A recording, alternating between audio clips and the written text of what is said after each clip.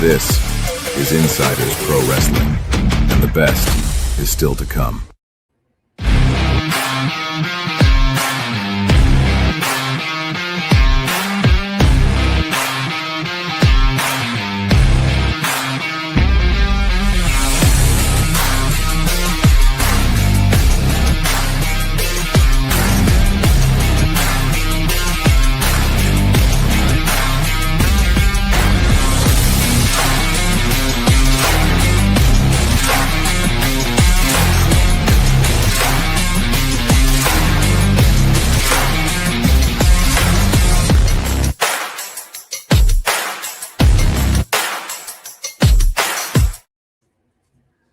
What's going on, everybody? Welcome to an episode of Between the Ropes. Of course, it's Sunday night. We're post-NFL draft. That's all over with, and a bunch of other sports things going on. By the way, no one spoil the NBA stuff for me because my Celtics are playing right now, and I do not want to hear spoilers. So I'm just warning you, don't spoil it. I did hear Joel Embiid's playing, so the Philly fans should be happy about that. But yeah, we have got a lot to talk about, and unfortunately, as it tends to be the week after WrestleMania, it's not pleasant. And it seems like we're here in this same boat just about every year around this time. And unfortunately, Jeff, it's going to be the hot topic of today again. Yeah. I hate that we have to talk about this. I hate the fact that we're going to read off and show names of folks that have given a lot of their lives and dedicated so much to a dream, and a company that is just absolutely hell-bent on being greedy. Yeah. And we're going to talk a lot about that. If I'll put it like this. We're going to address it. We're going to address it head on. It's uncomfortable already, so we might as well just rip the Band-Aid off and get our feelings out there and say what we need to say about it, because it is bullcrap. I mean, I'll just go ahead and give you that right off the bat. It's bullcrap. What we're getting in terms of, I would say sometimes the product on the screen, but then to just completely dismiss people like this, and people that were in the middle of storylines, and people that you've misused, and all of this, and Clown with a great point, support the wrestler. I completely agree. But yeah, it's just bullcrap. So we'll get into it a little bit more. We'll talk about it throughout the night. So yeah, it's we're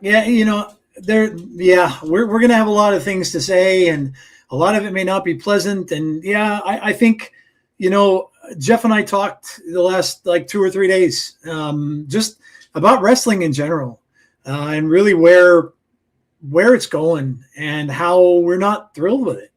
And I'm not saying it's everywhere, but the majors, the bigger ones, it's just starting to get to the point of where we just are wondering where they're coming from. Mm-hmm. And if it's not, like Amazing Guy just said, greed, if it's not that, then I really just don't understand. And, it's just more and more that it seems to be that. And it's really not. Like, we'll get into it more. And with Jeff and I, I'm sure we'll talk about it, what it means to us personally, and things like that. But yeah, just all I'll say is this. Just try to be, and I know, listen, I know our group, you guys out there that watch the show and stuff like that, you're a very respectful bunch. But just try to think about the athletes, think about the wrestlers right now. Because, again, as I say this every year, and Jeff mentioned it earlier, it's a dream that's now gone. And that's hard. That's hard for anybody. And especially in this economy and everything else, losing your job is one of the worst things that could happen. And especially, you got to realize, you got to know what's behind the business, and realize that most of these wrestlers don't even have health insurance. They don't have stuff like that. The bigger paid ones do, and the real high up the ladder superstars do, but probably a lot of these people that were let go don't. And yeah, and that's it's not like they can just say, well, I'm gonna go jump on the unemployment line and I'm gonna collect them. And nope, that doesn't happen that way. So yeah, as much as it hurts all of us as fans, just try to think what the wrestlers are feeling right now, even more so than that. Not only is a dream gone, but where their financials are coming from, where their benefits are coming from. Where, some of them have children, some of them have, where the income is coming from. It's life-changing, it's devastating. And for as much as, the one thing I guess I'll say is, for as much as it hurts us as fans, just try to think about how much it hurts them. Way more than us watching on a TV. So yeah, but all right, let me welcome some people in. We'll get away with the particulars here. We'll go over our schedule and all that kind of good stuff. I'll welcome some people in. We got Clown is here. What's up, Clown? Odin's son is here. We have Derek. What's up, Derek? Happy Sunday to you. Damian Robinson, Brandon. Let's see. Randy is here. The amazing guy. Andrew Stevens, hello. Deanna, hello. Sean Rousset, hello. Dylan, Alexa Bliss Gamer. Amazing guy, got you. Let's see if I'm missing anybody. Clay, hello Clay, how are you? Universal Salem, good evening to you. Randy, hello. Jeremy Dunderman. Oh, wow. Jeremy Dunderman's here. Hello, Jeremy. How are you? I think I got everybody. Yeah. Bonus Baby. Bonus Baby popped in. Okay. Hello, Bonus Baby. How are you? All right. So, yeah, as you can see, if you haven't done this already, make sure you subscribe to the channel. Drop a like on the video for us. It helps us out big time.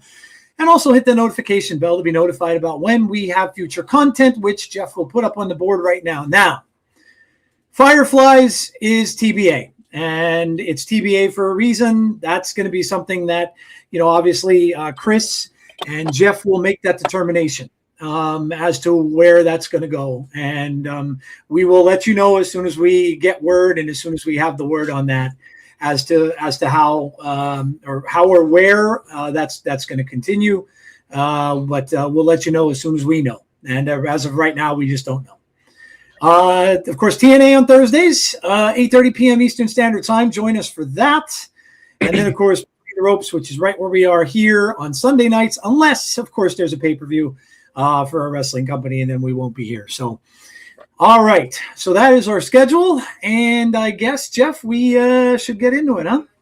Yeah, I mean, does anybody have any breaking news before we get into the news of the weekend? I haven't really. I'll be honest. Since Friday, I have not given a darn about any other news. I think we probably should just skip it because honestly, I think this. Yeah, this is probably the most important thing we're going to talk about. Anyway. So here are the names of the talent released from WWE. As you can see, the Wyatt Six in their entirety were released. Yep. Clown made a comment earlier, and I tried my best to not be cynical and think the same thing, but I completely agree with what Clown said about using the legacy of Bray to get to sell some merch, to get some eyes on some different things. And then they didn't give a crap. Jeff, I want to just continue that comment because you know what? I tweeted or not tweeted. I messaged Jeff that exact same thing. Yeah. Because honestly, regardless of how it went, it's exactly how it felt. Yeah. That's exactly how it felt.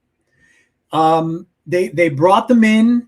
They had that whole thing at the end of that video that whole Bray Wyatt video and that whole big lead up to that, and how this was going to continue on, Bray's legacy and all that kind of stuff and everything like that. And now, unfortunately, this makes you wonder, was that to just capitalize? And that, man, if there is any truth to that, that is about as disgusting as you can get. Taking advantage of a man who was so beloved by his fans and passed away very untimely, and then they bring this in, and if there is any truth to that, we'll probably never know that, but if there is any truth to that at all, I can't tell you how disgusted it makes me, how sick to my stomach it makes me, that kind of greed and money grubbing and all that stuff can even go on that way. I truly hope that that's not the case, but it is very, very difficult not to think that it is. It also went through, we got to remember, it went through that time with the horror house too, right? Mm-hmm. And the horror house is going to give WWE money. So I'm sure they got a cut of that. So, and there's another thing that they had that, and then that tribute that's going on and all that stuff happening and everything like that. And so many people said that was their favorite one. I watch people on YouTube that go through those, and they said, there was so many of them that said that was their favorite one at the event. And again, if this was all done for money, it's disgusting. I can't even put it in a different way than that. It's just it's disgusting. So I'll be honest. When I saw the news, I'll be completely honest with you. Chris and I did Fireflies last Tuesday, and we knew that some of the whispers and murmurings were out there, but we didn't think at that point that this was going to happen, because we were like, well, but they were just in this, and there's just so much rich story to tell. And so, and we talk about it every week. How much is there? So from a booking standpoint or just a character standpoint, you can't tell me that you don't have enough to go off of. I'm sorry. Yep. You just can't tell me that you don't have enough story-wise. So what's the hesitation? I saw someone say that maybe they were scared to do supernatural stuff.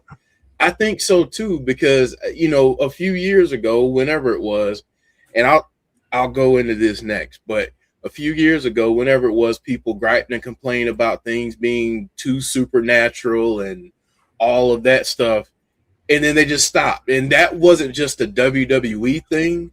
That was a wrestling thing, because it seemed like most wrestling companies at that point, and as much as we love TNA, it seemed like they even went away from some of that with Decay, just kind of disbanding, and no explanation of it. So it bothers me that they have this group that had so much potential, that a company that is as greedy as TKO, because at this point, I don't know where TKO begins or ends, because I don't see WWE anymore. It's clear to me that WWE has zero control with any of this stuff, because none of the stuff makes sense.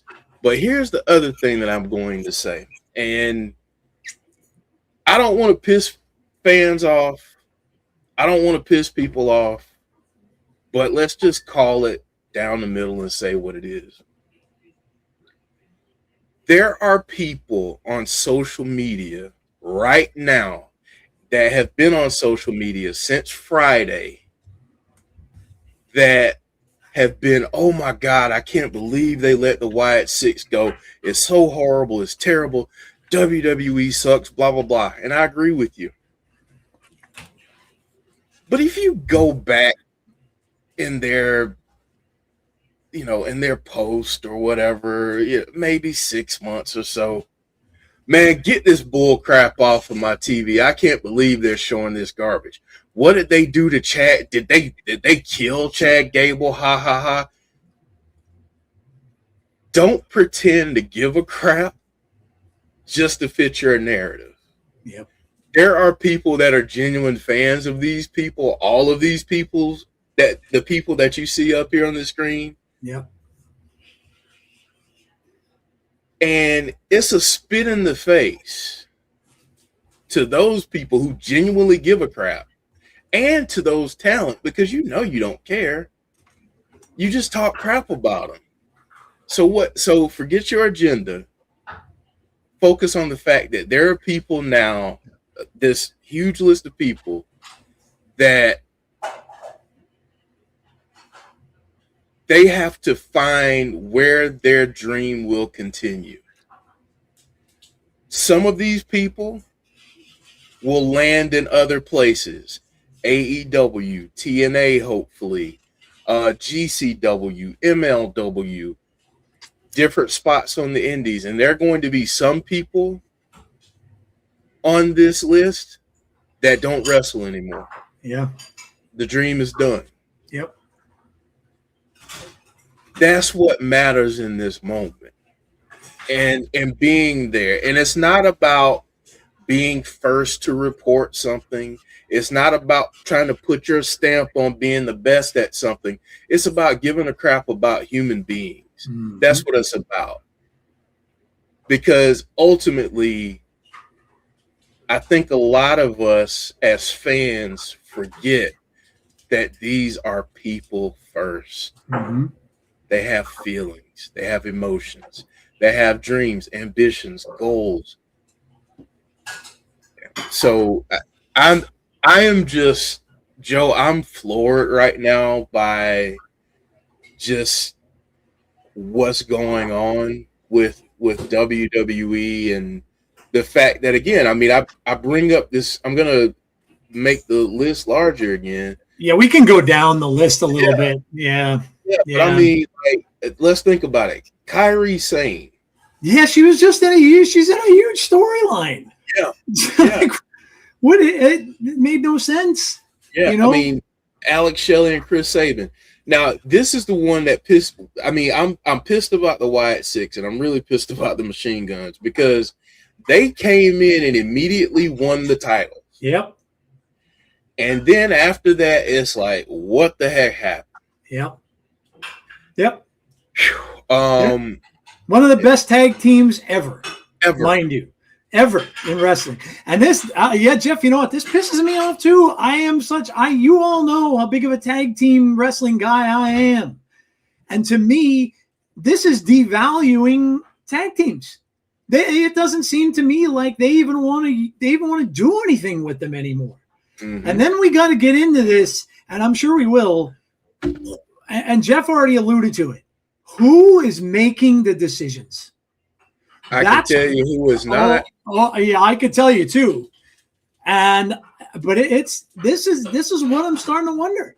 Like, I get it, the corporations and this and that, but it just, like, go ahead, Jeff. But it makes no sense. I mean, Alex Shelley, Chris Sabin, one of the best tag teams you will ever see, comes in. And Jeff, they had that whole big tag team thing happening that we were gushing over. Remember? On Thursday nights, when they would have all those big tag team battles and all that kind of stuff, they even had them at some of the pay-per-views. Yeah. And we were saying, oh, my God, WWE is doing tag team stuff again. Tag team wrestling is back in WWE. I remember saying it on the show. And now, nope. Get it out of here. Done for. It's done for. Get it out of here. I'll be honest with you on this, too. I saw the next two names, Aleister Black and Zelina Vega, and I was like, you got to be effing kidding me. They were supposed to be in a story. They were rumored to be in a story with Randy Orton. Right. They were supposed to be in a story with Randy Orton until Pat McAfee gets thrown into the storyline, which everybody absolutely hated. So the fans more than likely would have understood the Aleister Black Zelina thing 20 times better than they liked the McAfee thing. And obviously they hated that. Mm-hmm. So again, who is calling the shots here? A guy named McAfee, who is a former athlete, right?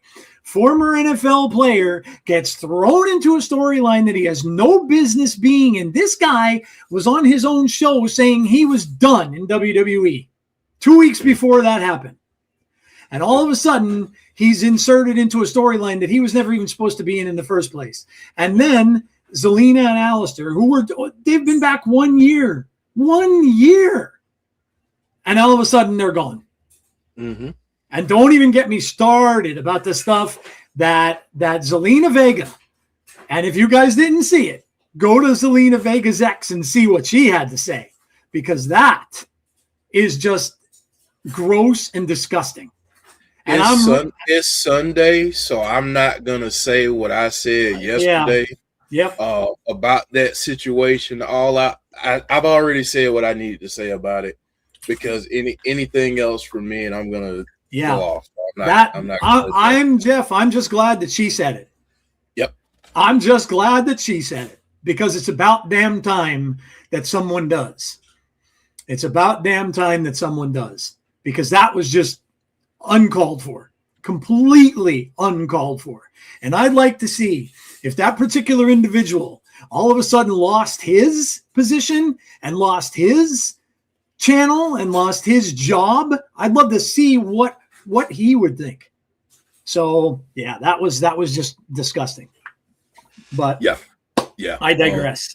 And like she said, let's keep talking about these folks. Yep. And F that other stuff. Zoe Stark, I was just Alba gonna say. Fire. Yep. Zoe Stark was unfortunately, Jeff, injured, and a gruesome injury. But she was amazing. Yeah. When she was healthy, and unfortunately she gets injured, and then she's ready to come back. She was ready to come back, and she comes back and she's like, nope, no thanks. Yep. It's just crazy, man. Alba Fire, Apollo Crews, who was down doing stuff, working in AAA. Yep. And then we have, the run of NXT. Yep. Andre Chase, Dante Chen, Tyra May Steele, Chris Island, Tyreek, Trill, Serena, Luca, Malik, and Tyson DuPont. We know EJ. Oh, he never will. Yeah, never will. He won't. Yeah. Nope. So. Yeah. I mean, but never mind. I'm not gonna go there. Yeah, it's not even worth it. Yeah, it's not worth it. All right. So, but yeah, let's talk about Joe. I mean, we're gonna try to be as positive and encouraged about this part, as we can be. So, obviously, with the list of names that we just saw,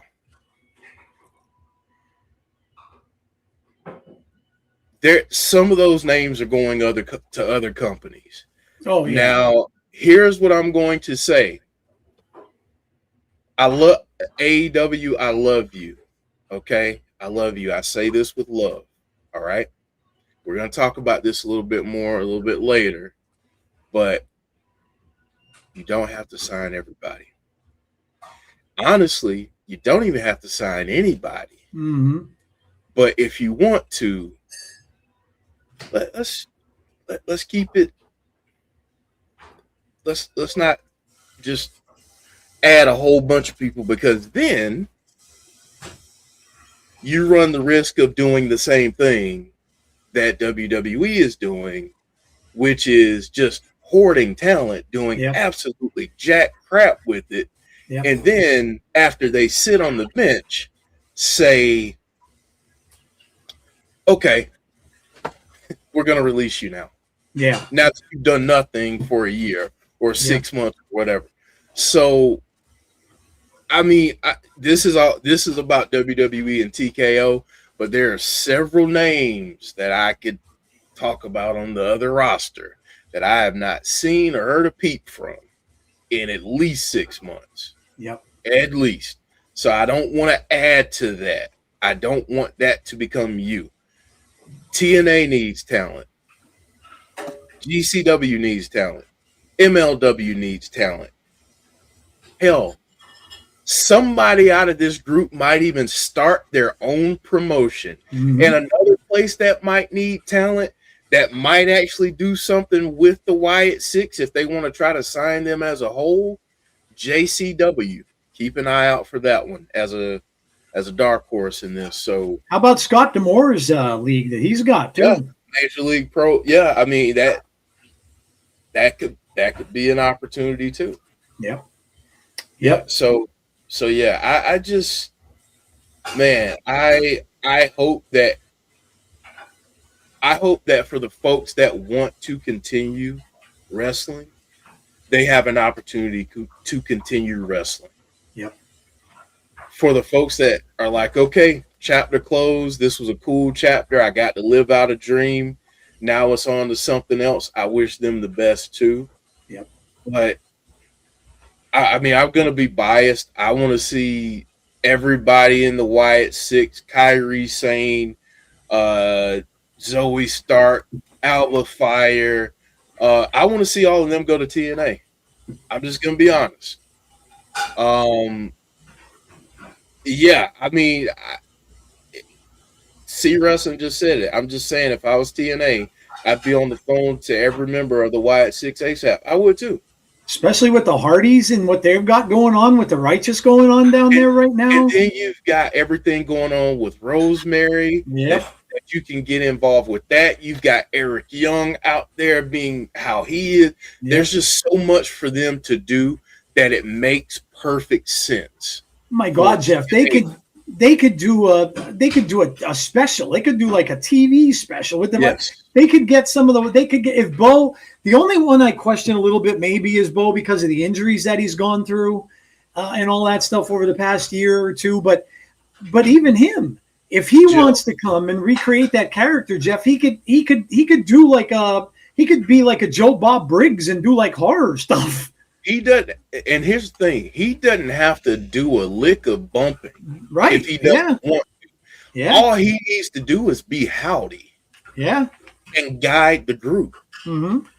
He doesn't have to bump if he doesn't want to. I mean, obviously, if that's what he wants to do, that's fine. Yep. But it just makes so much sense. Yep. For TNA to be the landing spot for every single one of them to get there, because there's just so much. Yes, they would have to change up the gimmick. Right. They would have to change up what they call it. They would have to change up character names, all of that. We get it. Absolutely. Because WWE owns that. Owns it, right. Yeah. So, great point there, Clown. I just hope that they get an opportunity to go there. Yeah. If that's what they want to do, of course. But yeah, 100%. Like that obviously right now, TNA has they've embraced horror. Jeff and I have been talking about that for the past 3 weeks. They're on a network that embraces horror. They embrace the horror genre. The horror genre, and let me just say this real quick and just get this off my mind, because if not, I'll forget about it because I'm old. But the horror genre over the years in pro wrestling has been so important to wrestling that I just you can ramble off names all you want. When horror is prevalent in pop culture, wrestling would imitate it. Wrestling would follow suit, and they would imitate. They always imitate what's popular in pop culture. That's what makes wrestling be what it is. That's what keeps people's interest. And horror is huge. Horror is back, man. Just look at the movies we've got coming out. Look at all this stuff. You've got horror films winning Academy Awards. Horror is back. And to not have that in a wrestling show, or to refuse, be like, nah, that's dumb. That's stupid. We're not doing that. You're missing out. And I'll tell you, if some of these other places that embrace this kind of thing beat you to it, they're going to be the ones to benefit from it. So I'm just saying this is something in my personal life that's attracted me to wrestling always from back when I was 8, 9, 10 years old to now. That's what I get attracted to, is that kind of stuff. I'm a storyline guy. I'm not saying that I don't like the athleticism. I'm not saying I don't like guys like Obafemi and guys that are just huge, big dudes. I do. Right. But I want the storyline. That's what I like. And man, I'm afraid of where this is going, and we'll get into this probably later too. Are we turning it into a sport, or is it entertainment? And yes, I know the words have both been used as sports entertainment, but is it really entertainment anymore? It's entertainment. It's not sport. I mean, the physicality of it, yes. Like I every single wrestler is an athlete. Yes. Yeah. But at this point, and let's just be completely honest. WWE at this point in time is an entertainment company that from time to time has wrestling. That's what it is.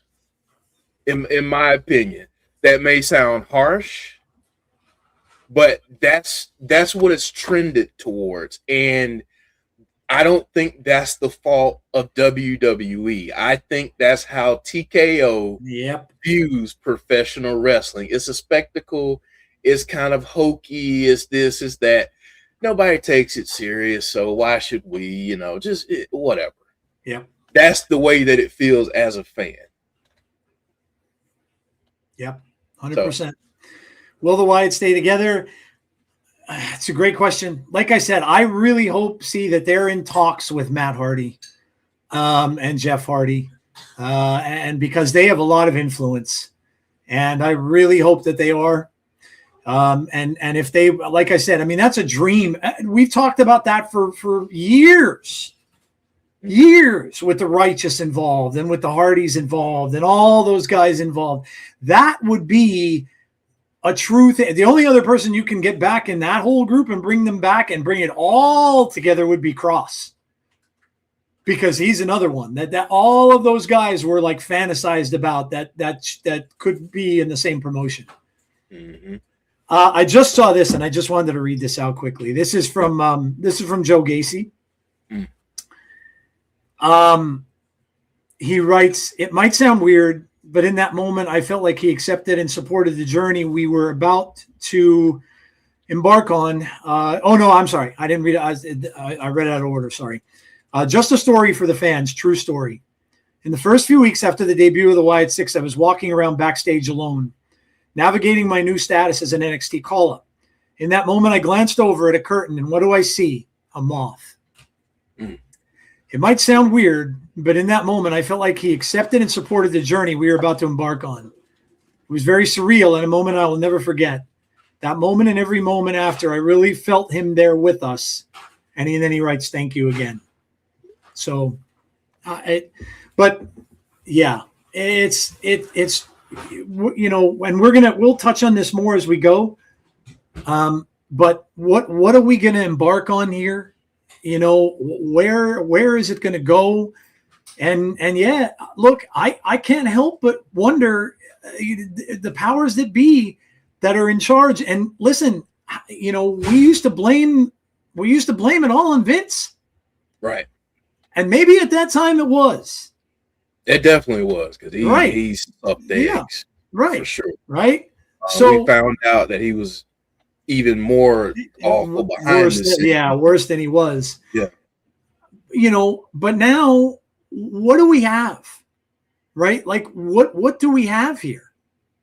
And so I don't know. Upset, sad, disgusted, and like I said, you can go down any one of those names. And it's just, you can make a case for every one of them. Being in headline matches, being in, that would be stars in any other promotion that they would go to. And yeah, so it was stunning. I know this happens every year. I know that's why there's a reason why they call it Black Friday, and it happens every time after WrestleMania. So we all know by now, but it doesn't make it any easier. And yeah, it's hard not to think that it is all corporate. It is all, but it is. It is. It absolutely is. It's just all corporate. The corporate. I know Joe and I are both probably going to be around the same general vicinity when it comes to our grievance. And C just nailed it in the comments too. But the corporate aspect of wrestling, we've got to get it to the masses approach to wrestling has both benefited and hurt wrestling, because TKO is looking at WWE as a cash cow. They're a moneymaker. Yep. They don't give a crap how many years in the business Triple H has, or Michael P.S. Hayes, or whoever else is in creative. It's just like, we see these people, their dollar signs, put them on TV. These people, not so much, don't put them out there as much. And they just don't understand it. They don't get it from a fan perspective. And when you're this far removed from the day-to-day or even just generalized understanding of what it means to be a wrestling fan, like a true fan, not someone that's just trying to profit off of it, but someone that is a true fan, the way you approach it is so much different. Yes, you can make money with wrestling, but you have to consider the people that you're trying to sell the product to. If you keep pissing on their legs and tell them that it's raining, eventually they're going to be like, okay, I got it now. You don't give a crap. Let me walk away from you. Yeah. So sorry to be so crass, but and back to the one comment about the wrestling, the occasional wrestling. I want to say this. WWE has some amazing talent up and down the roster. I really wish they had an opportunity to showcase just how talented they really are. Yep. Yeah. Yep. Yeah. It's just, yeah. I really don't know what else to say, but it's, yeah. I mean, you just wonder. There is just so much of everything today in this world that's just, it's. I mean, I've said this on this very show. They are, to me, right, and this is my opinion, they're pricing out their own fans. They're pricing out their own fans. Their fans are not billionaires. They're not millionaires. They're not people that can afford, unless you're a green shirt guy, but they're not people who can afford, front row seats consistently in an event that costs a couple $1,000s each or more. And when you start doing that, who are you catering to? Right. I mean, this isn't boxing. Who goes to see the big boxing events? Do you know who goes to those? Celebrities. People like elected officials. People that have a lot of money go to boxing events. Because that's the thing. You got to show them on the camera during the broadcast, so people can see just how important your event is, right? Yep. We got these people from their busy lives to show up at our event. So Yep. And if they continue in this direction, look, I get it. They might say, well, prices are up everywhere. Okay, but that doesn't mean that you've got to go and you've got to double that and you've got to triple that. You wrestling has always been, from the time I was 7 or 6 years old, that my father took me to see some of the local wrestlers, and it wasn't even local wrestlers. My father would take me to a gym that was so tiny, it was a high school gym. And I would go see, and I saw guys like Andre the Giant. In high school gyms. High school gym. So if you grew up in the 70s, 80s, and even early 90s, you know that to be true. You know that you've gone, if you're a wrestling fan that has gone to a live show, a local show, you've gone to a high school gym or a National Guard armory or somewhere like that, and you've seen wrestling. So absolutely.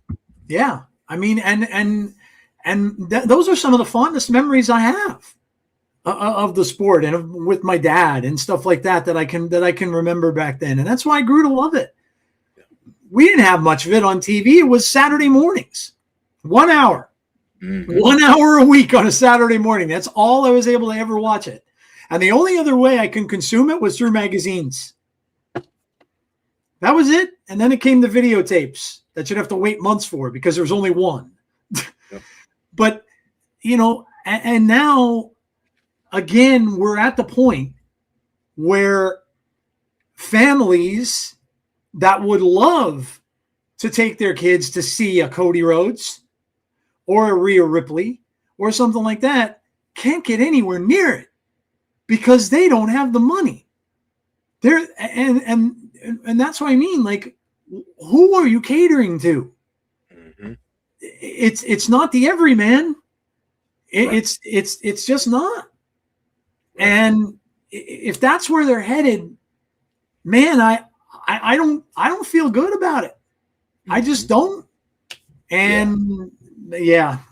Joe, and the other point that I want to bring up too is, we hear the excuse or the rationale, however you want to call it, that everything is increasing in price, like you said. Mm-hmm.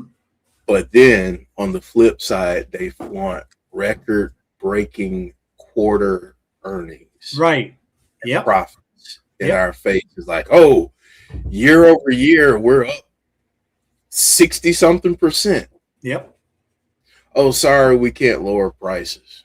That's just the way things work now. Everything's expensive. So, guys, I don't know if you watched SmackDown. I'm sure a lot of you did. Cody Rhodes pretty much called out TKO in a promo. That's where this is going. Cody Rhodes, your champion, an employee of the company, is calling, and I'll be honest, sure, it could have been part of a story. I don't think it was. Because who is suffering now? The wrestlers now are suffering too. And I'm sure, listen, when all this stuff happens to these wrestlers, if you don't think for a second that locker room is pissed, you probably have another thing coming. Because they're friends. Those people get very close in that locker room. I listen to a lot of wrestling radio. I listen to a lot of interviews and stuff like that. And they talk about that, how close the locker rooms are. So, and here comes your champion, one of the most popular wrestlers. And then he comes out and basically calls out and says, what did he say? Something about, stay out of our business, or something along those lines. But he comes out and says that, mind your business. Who do you think he was talking to? I don't know, man. I get it. We're struggling. Everybody is. Mm-hmm. Everybody is. Unfortunately, in our country, we are all struggling right now. Yeah. And but that doesn't mean that an entertainment industry, and listen, I would say the same thing. I'm a big movie guy. I love going to the movies. I would say the same thing about movie theaters and stuff like that too. If they get to a point where right now, right now, I get free tickets from a club that I'm in for my movies. But if I was going with a family, right, if I took my 2 daughters and my wife and everything to a movie and I didn't have free tickets, you'd be spending $110, $120 just to go to a movie. And that's for tickets, and God forbid you want to get something to eat. So if that's where we're headed, and if that's where wrestling's headed, you're not going to have anybody there but people who are rich enough to afford it. And they are not fans. I'm sorry, but they might say they are, but they're not the important fans. They're not the fans that are going to buy merch. They're not the fans that are gonna. They're not the fans that you want coming to your events. So they're in a dangerous time right now, and it's not just WWE. It's happening in other places too. Don't get me wrong. I'm not just picking on them, but we're in a dangerous spot because you're going to start to see, and even I'll tell you, that 50,000 is a nice number. Don't get me wrong. But was that the number they needed to hit? I'd probably say no. Yeah. I've seen much bigger events. So I'm appalled by a lot of this. I don't like the direction that they're going. High price meet and greets is what's driving the insane fan reactions lately. Is there Yeah. I also think that people just need to stop being some entitled little jerks. Well, yeah. I wanted to say something else, but again, I'm trying to clean that up. But I think that I do think that that's a part of it, and there's desperation. But I also think that people need to understand that just because you want something doesn't mean that you absolutely get it. I want $1 million. I don't want to have diabetes. I want to be able to eat red velvet cake and all kinds of crap that I can't eat right now. But I don't go around acting like an asshole because I can't have it. And that's what these people are doing. There's no other word to use for it. When you get in people's personal space and you invade their personal lives, whatever happens after you've been confronted is on you. Whatever happens, take that how you want, is on you. Yep. Don't invade people's personal spaces, personal lives, all because you just gotta have an autograph. You just gotta have a picture so you can post it to social media. Oh yeah, show people, because that's what it's really about. Yep. You want to show off to other people that you have access. Yep. That's what it comes down to. Yep. So I just really, really, really hope that at some point, and I don't know, Joe, like I hope at some point ticket prices begin to come down. Maybe that won't happen until people in mass just say, you know what? We've had enough. Had enough. And I hate that for all of the talented men and women that are there, because it will definitely impact them. Sure. But I really don't know how else they'll get the message other than people just not watching. Or not watching as much, or maybe not buying merch, or whatever it is, however you choose to make your stand or whatever it is, if that's how you feel. But it's sickening. And like you said, it's not, I feel like over since the pandemic, it's almost like companies are trying to play catch up because they lost so much profits during the pandemic. Yeah. And they're like, okay, we got to really, really pad things up. We've got to really increase the green, get the red away. So I think that's part of what we're seeing in several companies, and it's definitely hurt wrestling as a whole. Yeah, it's just hurt it as a whole. Yeah. If if you're a wrestling fan, after a match, there's a couple of different things that you do if you go on social media. If you go on there, you're like, okay, I'm either going to see people crapping all over something that just happened, people acting like it was the best thing since sliced bread, or I'm just going to see people arguing with each other because other people have opinions about it. And after a while, that becomes taxing. And it's just frustrating. So, I know people get burnt out watching wrestling. I'm going to be honest with everybody right now. I am at that place. Where it's not fun to watch it knowing that there's some shady crap happening behind the scenes, or knowing that if I go online and look at anything or share my opinion or any of that, I'm going to have 15 people telling me how stupid I am and how I don't understand wrestling and how they know more than me about wrestling because they've been watching it for 15, 20 years. Okay, cool. Or because they have a YouTube channel. That too. So it's just like, it's frustrating. It gets so heavy sometimes trying to be a fan of something that's supposed to be fun, and people just turn it into something that it shouldn't be. And I don't. So yeah, I know I sound like an old geezer, but I don't really care. So that's yeah. No, I mean, see, I miss these comments. That's why I always admire Vince's stance on ticket sales. Sell 4 tickets to a family, buy 4 shirts, and the kids one day bring their kids up. And really, that's the way it should be. That's the way it should be.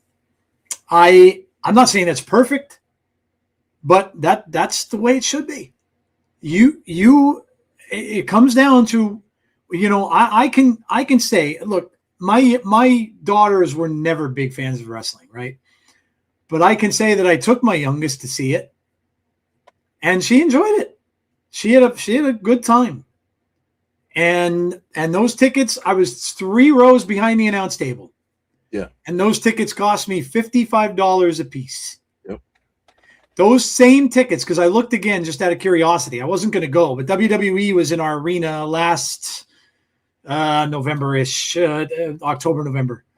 And I looked just to see.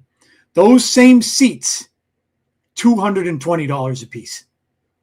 $220 a piece. Yep. And is my daughter ever going to watch wrestling? Probably not, but she enjoyed herself, and we had a cool moment together. Yep. And I remember afterwards she told me Seth Rollins was hot, which I'll never forget that. But I was, and I mean, you talk about that, Joe. That's the thing, man. Like, that's what's missing is the ability for people like us to share the experience that our parents shared with us when it comes to wrestling. Right. There's nothing more. Like, I would love to be able to take my kids to a Raw or a SmackDown when it comes to Albany. Yep. But absolutely, clown. But when my kids see like Bianca Belair on TV or Cody Rhodes, they're like, that's big, larger than life, right? Yep. For them to be able to see them up close and personal would be awesome. But when it costs roughly $1,000 for tickets, not food, tickets to a wrestling event for a family of 4, that's tough. You're darn right. It's tough. And like you said, I mean, I remember looking at tickets at the MVP arena before, and they were like, 40, 50, $60 for wrestling. You could get decent seats for that. Yep. I think they were here. I mean, it wasn't too long ago. and I think sometime in February. And in order for me to get 5 tickets, and I'm talking about, we could probably touch the ceiling in the arena because that's how high up the seats were. We used to call that peanut heaven, I think, when Yes. my dad was yeah. Yeah. $800. So yeah, and like Clown said, God forbid you pass a merch stand trying to get to your seat, or God forbid you're a human being and you need food or drink. Food or a drink, my God, a beer at an event would cost you $25. Yeah, so yeah, it's tough, man. It's just yeah. All right. Well, anyway, all right, Joe, let's move to the next topic, which we're gonna try to put a positive spin on this. We are moving closer to TNA Slammiversary. And for those of you who are asking, I've already looked. Slammiversary is 63 days away. So if there's a possibility, it would probably be Bound for Glory, not Slammiversary, if we do get some of the wrestlers. Yeah, unless there's some kind of deal worked out where there's some kind of early termination of the contract, whatever it is. But yeah. It's usually always there's usually always a time. It's either 30 or 60 days, and that's the thing. That's another thing. It's 90 for most of 90. These. Yeah. Yeah. And that sucks too. You know, you let them go. My God, just let them go and let them go and get work. Don't make them sit and wait for 90 days. It's not like you're paying most of them anyway, and they can't collect unemployment, guys. They can't. It's. So they're considered an independent contractor. They are. For those of you who do not know how, like for those of you who think that when Roman Reigns signs a contract with WWE, he's an independent contractor. Yep. For tax purposes, he is an independent contractor. They might get paid for 90 days, amazing guy, but like I said, you know, the higher ups like Cody and Roman and that kind of stuff, they get treated differently. Mm-hmm. And so they're and again, I heard all this from Bully Ray, so I'm gonna go by what he says because he knows the business. And so, you know, and maybe there will be some of them that do, but I can guarantee you. And again, it goes back to this. How much are they getting paid? Are any of these guys as high up as Cody or Roman? Nope. So how much are they making? And is that going to be enough for 90 days to pay for benefits, which are crazy expensive, by the way, if you don't have them on your own or if you don't have them with work? So how much is that money really going to go? It's different for everybody. So maybe they do, but that may not, and maybe they don't have a spouse. Maybe they're not married. Maybe they don't, or maybe they are, and maybe they have kids. So yeah, we can't really assume all that kind of stuff. But yeah, I kind of wish they would just do away with that. And Bully said the same thing. He said, you want to do that, do it for 30. Make it 30 days and then let them go. And let them go find work. So, but I digress. Randy, I don't know where you got that number from. There have been some folks that have posted that are NXT folks, or that is not true.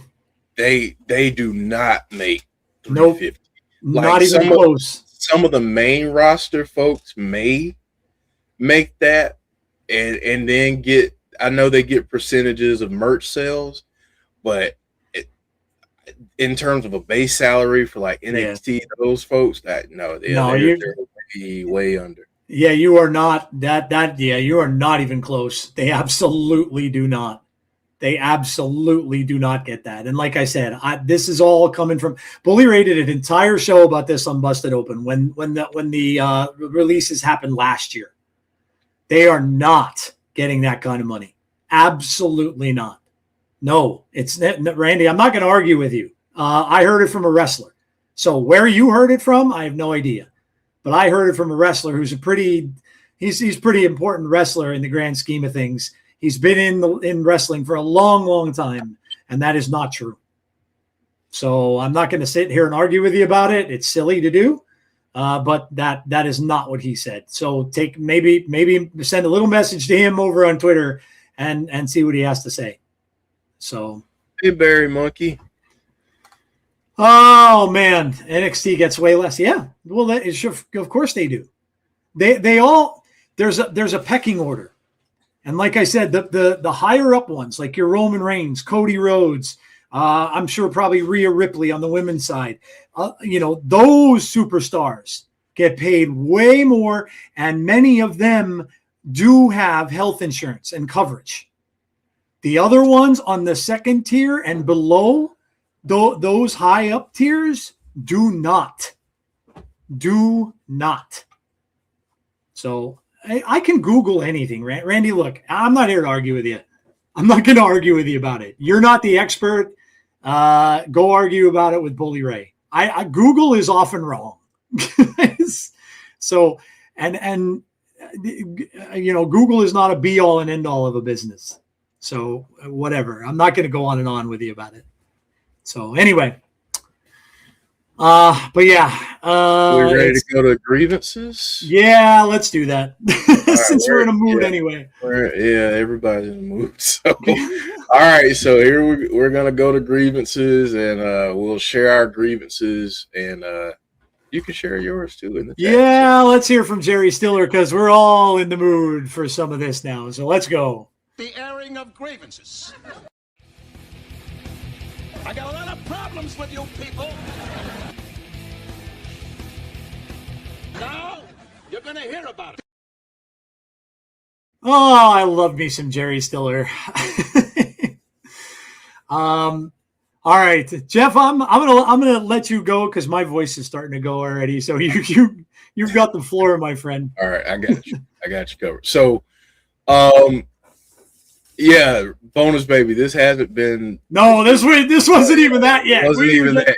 So yeah, look, I just want to talk about sometimes we ask for change, and sometimes change can be a great thing. Oftentimes it is a great thing. A new perspective, a new way to look at things. And then sometimes we ask for change, and it's like, whatever you just gave me or whatever it is you're trying to give me, I didn't sign up for. And I feel like we kind of got that with the purchase of WWE from TKO.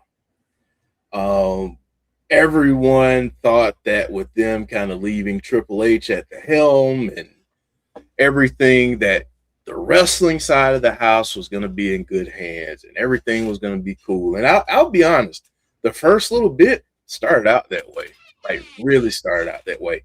And then it got to a point where it seemed like there were forces higher up that might be influencing some decisions, or maybe recommending that certain people go over or certain things happen. And with the releases that we got on Friday, it became pretty apparent to me that people making the decisions to cut the talent missed the mark on a lot of these folks. And I'm not just saying that because the Wyatt Six in mass were cut and we have a show on our channel dedicated to them and to Bray. I'm not just saying it because of that. I'm saying the entire list of people. There are some talented people here. They deserve to have jobs. They deserve to be able to work and be on TV or be featured wherever they decide to go. So I just feel like sometimes as fans, we got to be careful because we want things to change. Yes, we want things to be better. But sometimes when we get rid of one monster, the next monster may be different, but it's still a doggone monster.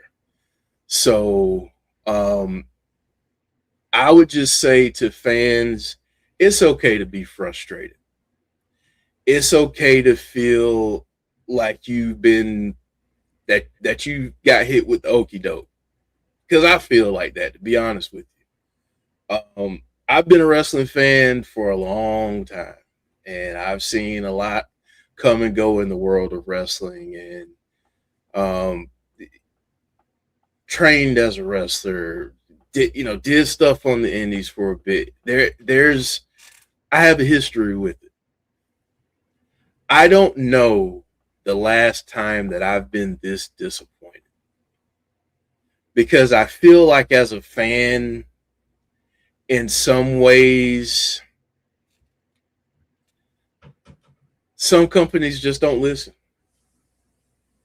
And if you do what Joe and I are doing, and you try to maintain a positive community and a positive space for people to join, and everything around you is telling you like, hey, this is a sinking ship. Something is just not right here. It's hard to remain positive and be like, yeah, just hang in there, just give them a chance. It's hard to say that after a while. Yep. Because you keep giving them chances and they keep letting you down. Or they keep releasing your favorites. Or they keep signing people just to keep them on the roster so other people can't get them. Yep. Because that happens too. And that's not just a WWE thing, by the way. So I'm at a point with wrestling where I'm not mad, I'm disappointed. the disappointed parent thing, I'm not mad, I'm just disappointed. Do better.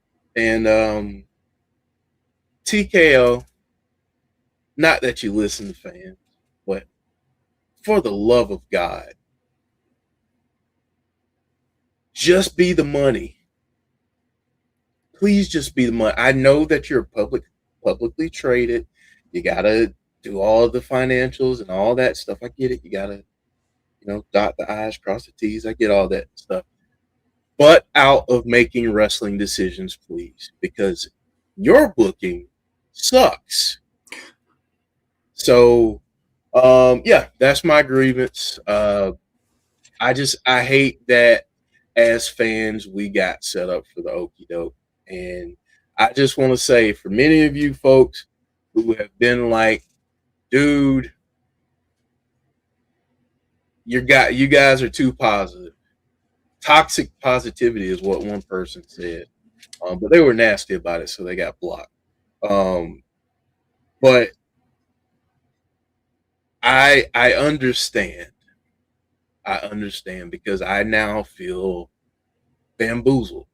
I feel like the writing is clearly on the wall that this company, again, I don't recognize the WWE that we're getting on television, because to me it just seems like a lot of focus on entertainment. So that's mine, Joe. I'll give you the floor, my friend. All right. Before I get into mine, I just want to, because this is like breaking stuff that's coming out here too. So this is from Nikki Cross, and obviously I just think it's right to read this out, because this is a long post from her, but it says, Wyatt's Abby, it was the honor of a lifetime. Forever I will hold on to you. Our raggedy, torn, dirty, white bloodstained dress and the cracked mask that showed off the scars but never broken. Fireflies, I love you beyond measure. Thank you for lighting the way. Being with you all in Las Vegas last week was fate. I never forget entrances at the Clash of the Castle in Paris, Australia, Poland, Germany, or any arena which would light up in the most beautiful way. Every night we performed for you all, it felt like Bray and Brody were there. Their hands on our shoulders. Thank you to the Wyndham family. Thank you to the Huber family. When backstage people would refer to us as the Wyatts, I would feel so much pride and always will. Jason and Mandy, we couldn't have done it without you guys. Lexi, your tribute at Mania was beautiful and forever connected. To my family, the boys, the Wyatt Six, to Bo, to Dexter, to Rowan, to Gacy, to Bray, and to Brody Lee. I'm struggling to find the right words to talk about our journey. In time I will. So please allow me to share photos which capture the words I don't have currently. Please know that I love you all. Abby the Witch, Wyatt Six, Fireflies. I will treasure you always. I felt it all with you. And then Matt Hardy has a post, and he just says, time is a flat circle. The conceptualization lives on. And he says, thank you. And he has a picture of the Wyatt Six.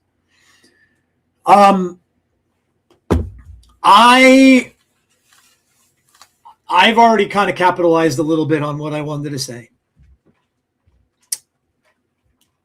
I don't like where we're headed. And yeah, you know, you could say it's I'm just talking in the moment. You could say I'm just reacting instead of proacting, however that saying goes.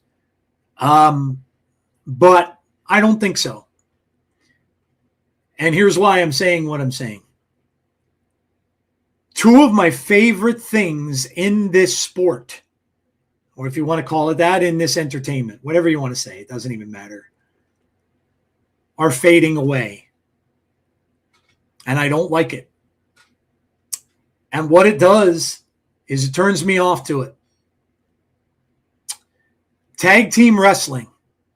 You guys all know how much I love tag team wrestling and always have. All this happened in the wake of one of my favorite tag teams ever getting inducted into the Hall of Fame. That was a crossover, by the way, between my two favorite things in wrestling, horror a little bit and tag team wrestling. Neither one of them, other than a few select companies, and thank God for TNA right now, care about either of it right now. Either of it. When wrestling stops imitating or copying, whatever word you want to use, pop culture, it's going to lose me. Now, that may not be the case for everybody, and I can't speak for anybody else but myself, but it's going to lose me. Because that is two of the reasons why I watch wrestling all throughout my life. From the time I was a young man watching Rocky Johnson and S.D. Jones, or watching Demolition, or watching the Strong Bows go up against Alpha and Sika, to today. I love that about wrestling. I always thought tag team wrestling was a wonderful thing. And if they are going to devalue that so badly that they just don't care about it anymore, then I'm going to say, I don't care about you anymore. And the same goes with pop culture and horror. If you're going to get to that point where you're going to say, yeah, that's stupid, we're just going to go the route of athletics. I can turn on ESPN and watch college wrestling. I could turn on ESPN and watch any other. I could watch Greco-Roman wrestling. I could watch any of that on so many different sports networks that are out there. That is not why I'm watching pro wrestling. I am watching pro wrestling to be entertained and to be taken away from reality. That's all. That's always why I watch wrestling, and that's why I gravitate to certain characters, certain wrestlers, and stuff like that. That's why when The Undertaker made his debut, and I was about maybe 17, no, probably a little older than that, 18 or 19 maybe, whatever. It was a long time ago, as you guys always like to say with my age. But in any case, that's why when I saw him, it took my breath away for the first time. It was like seeing Darth Vader up on a movie screen for the first time. That's what I want in wrestling. If they're going to start moving away from that, then I'm going to start moving away from the product. I'll find my entertainment someplace else because there's plenty of it. I can go and on just about any paid app that's out there, and I can get on Shudder, for instance. I can watch new horror films that get put on there all the time. I can go and get sci-fi stuff. I can get all of that in many other places. And so I don't need it from them. And I don't need to be paying all that money to get it. Triller TV is, I just don't. And so like I said, I'm going to make this short and sweet, and maybe people just don't give a damn. Maybe they don't care about me. I'm 56 years old. I'm not a demographic. I'm probably not any wrestling company's demographic. They don't care probably about my age. They want the 20-somethings, the 30-somethings and stuff like that, and probably even less than that. They probably want the teenagers.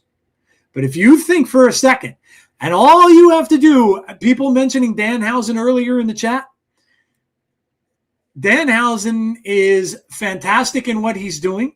And he's not a horror character per se. You know what I liken him to?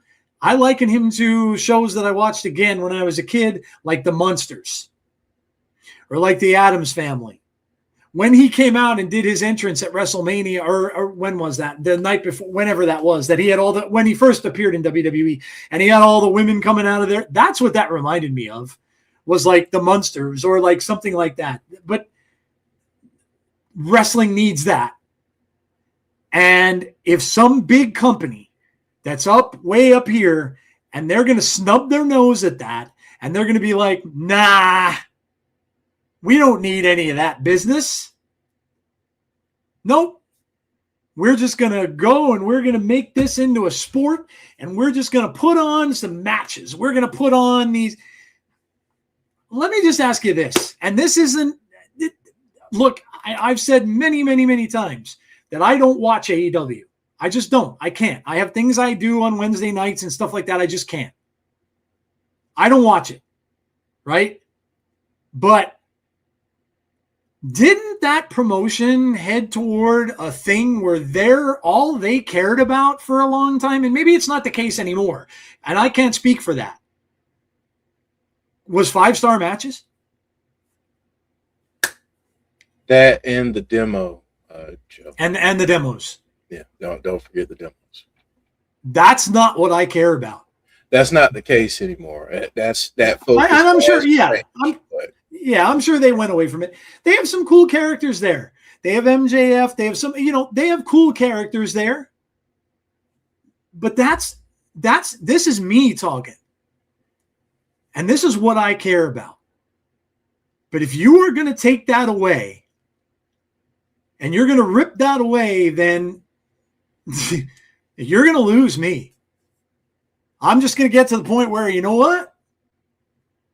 I just don't watch product anymore. And, like I said, maybe I'm not their demographic. Maybe I'm not a person they care about. But I'm sure there's more out there that are probably like me.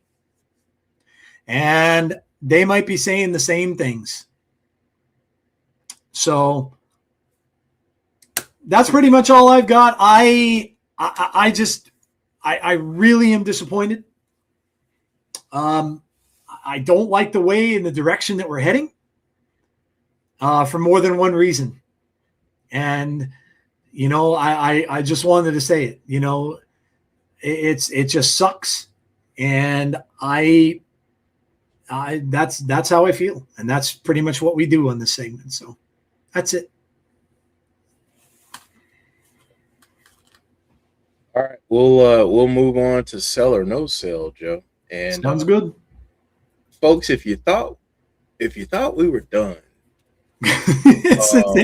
calling out TKO on their bull crap, think again. So here's the bumper for sell or no sell. All right.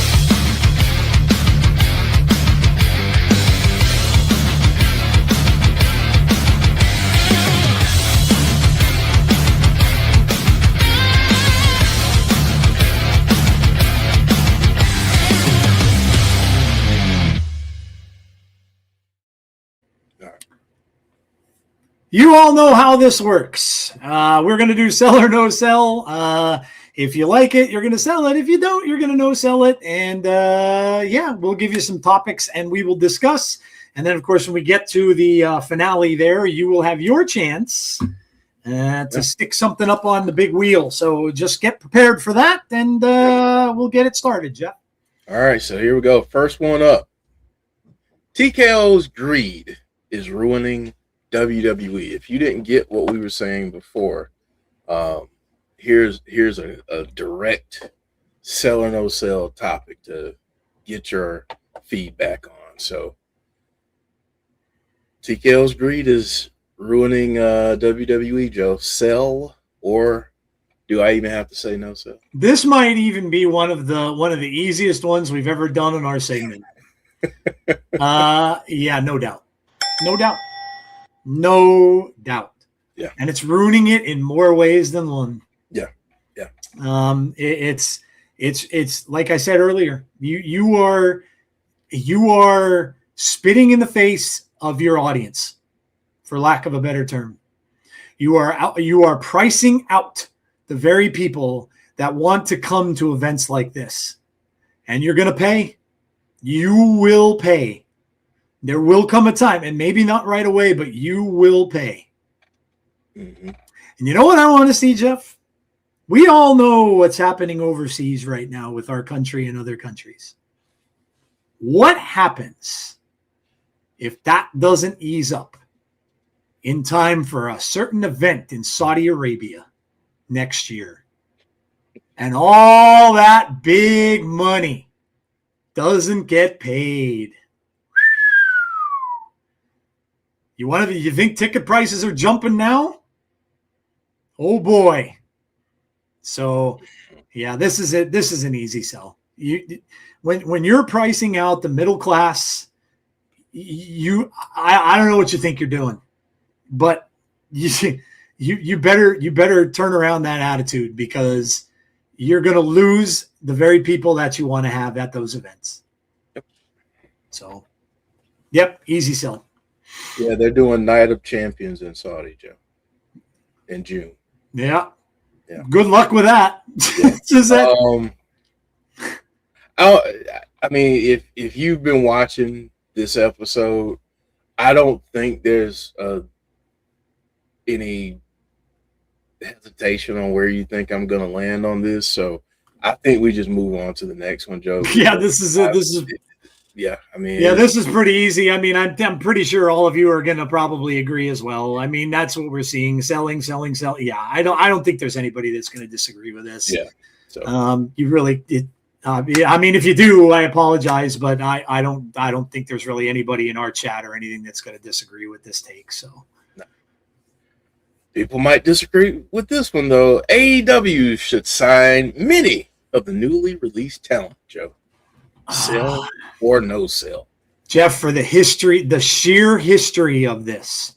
And I'm not saying they shouldn't sign anyone, right? I'm not saying, but that's not right. That's not what the question says. Should they sign many? No. They haven't shown me. They haven't shown me that they can do things with a lot of the talent that they've taken from TNA, that they've taken from, look, they had Aleister Black. Some of these names that we've seen that have been let go, they've had them already. A few, sure. But yeah, they've got, Derek said, they have enough talent that they're really not utilizing the way it is. So no. And the last thing I want to see, let's just say that Tony Khan decides to sign the whole Wyatt Six. Will we see them on TV?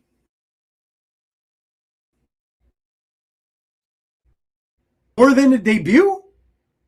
Or is it just to entice the fans, the many, many fans of that group, to come watch that show for the one time they're going to be on the TV, and then we'll never see them again? Or they'll be on one of the other shows that not many people watch. Mm-hmm. So no sell. No sell. Yeah. Listen, I don't think anyone has ever accused me of being a bandwagoner with AEW. I am a fan. I do watch. But I think this is another pretty easy no sell. Mm-hmm. Many is the key word. Tony Khan has a lot of people on his roster that don't get a lot of TV time already. Tony does a great job with debuts, and after a while, it does feel like people fizzle out, especially the new debuts that don't get over like immediately. It feels like sometimes their momentum just kind of fades a little bit. That being said, though, I don't want anyone on this list to go somewhere and get the same treatment Right. you just got. Whether that's AEW, whether that's TNA, regardless of where it is, I don't want them to go anywhere where they're not going to be utilized. Yep. And get the attention and the time that they deserve. So no, I don't think they should sign many on this list.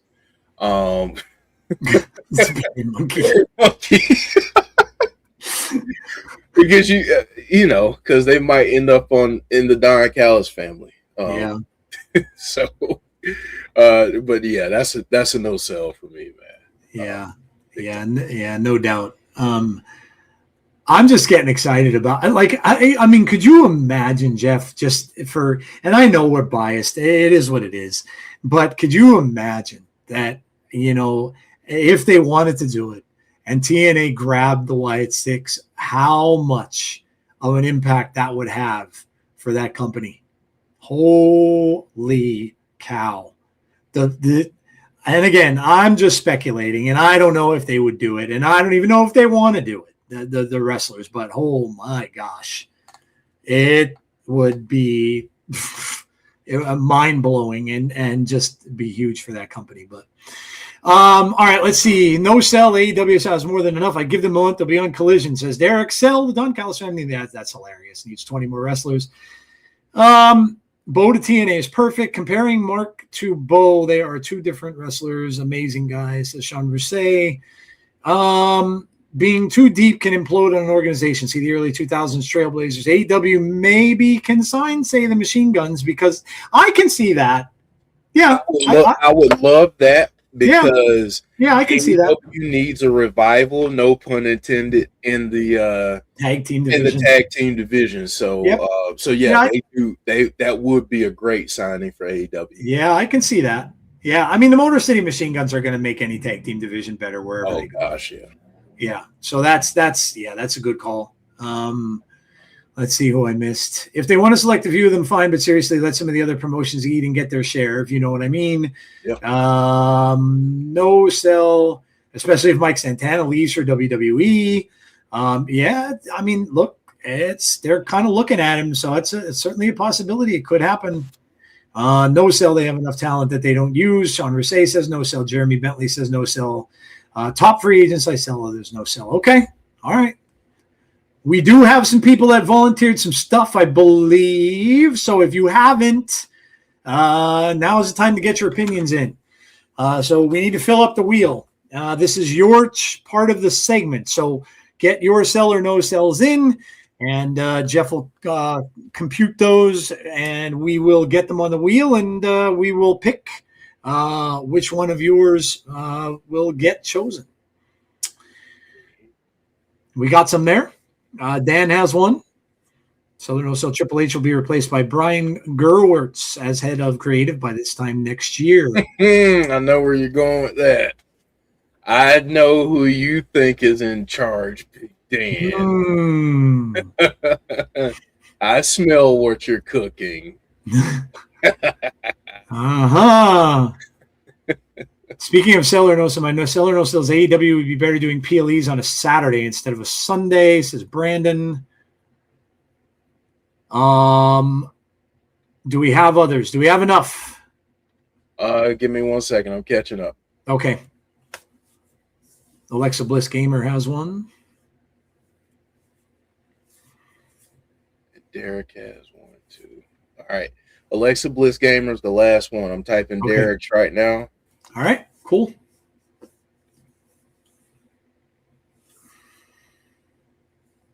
Sorry, I'm just. No, take your time, man. Take your time. I can check on the Celtics game. Let's see. Oh, we're up by 21 points. Woo! Well, Joe. Woo! Smoking the Sixers with Joel Embiid, who returned today. Gotta love it. Gotta love it. Hello, Heather. Wow, Heather. There's a person I haven't seen in a while. Heather, do me a favor. Go back and listen at the beginning of the show. Yes. You might hit me up after. Let me know what you think. We'll induct Bray Wyatt into the HOF to negate. Oh, yeah, that sounds like some slimy stuff. Sorry. What are our thoughts? Mark wants to know our thoughts about Obafemi and Brock Lesnar match and Lesnar's shocking retirement. I still don't know what to make of that, to be honest. And the reason I say that is because I'm wondering if it's kind of a work in a way. Now, I know I did just read today that they're saying Brock is dealing with very, very bad bouts of diverticulitis. He dealt with that early on, too. Yeah. Yep. So now if that's true, then it probably is true. But a lot of people are now speculating because SummerSlam is in Minnesota, which is Brock's home state. So now they're wondering why they wouldn't have done like a retirement for him in his home state at SummerSlam. But if it is a medical thing, and I know like my wife suffers from Crohn's disease, so I know what that stuff is like, and that there's, if that's the case, then somebody also said, and I kind of missed this, but at Mania, somebody also said they saw him go like this. Yeah. Yep. He did. And if that's true, then he might just be in too much pain. So, yep. All right. We got we got the wheel ready to go. Spin the wheel, make a deal. See what comes up. Let's see where we stop. Yes, Joel Embiid returned, bonus baby. He did return. Please don't beat me up for a spelling error.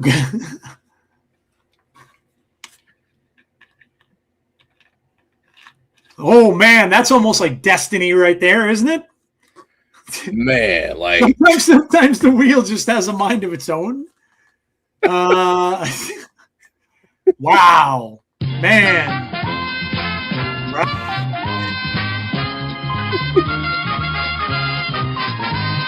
Oh, it's poetic. Gotta love it, man. The price is right, baby. Let's go. Let's go. So let me add that back so we can. There we go. TKO will drive away tried and true fans by the end of the year, sell or no sell. And yes, that was Derek's sell or no sell. I can only go by my own thoughts on this because it is personal. So I'm going to sell it. Now, things can happen. Things can change. Anything can change, right? But I hope it does, because if they stay on a path that they've been on and that they're on right now, it's going to happen. Yep. It's going to happen. And listen, the fans luckily have other choices. They have other choices. Wrestling is not that there's a lot of wrestling out there. We have a lot of it in our chat. Very diverse. Some of you like GCW. Some of you like AEW. Some of you like other companies. So there are other places to go. And yes, if the fans of this company that have been around since maybe some of their very young lives, yes, 100% I'm going to sell this. They're going to get driven away. And like I said, I'm only speaking from my own heart in this matter. So, I think a lot of you know that I have a background in marketing and public relations. Yep. And I've talked about, like strategy and that kind of thing, not at a high level on the channel because most people don't give a crap about that stuff. But the last thing you want when you have a product that people consume, the last thing you want is for people to become indifferent. I've seen a lot of indifferent people since Friday. Yep. More so than I've seen in years past. More so than I've seen in times past when WWE in the past told us that it was raining. If you remember my analogy from earlier, they've told us it's raining a lot, and a lot of times we just get an umbrella and just deal with it. But now it's like, okay, cool. So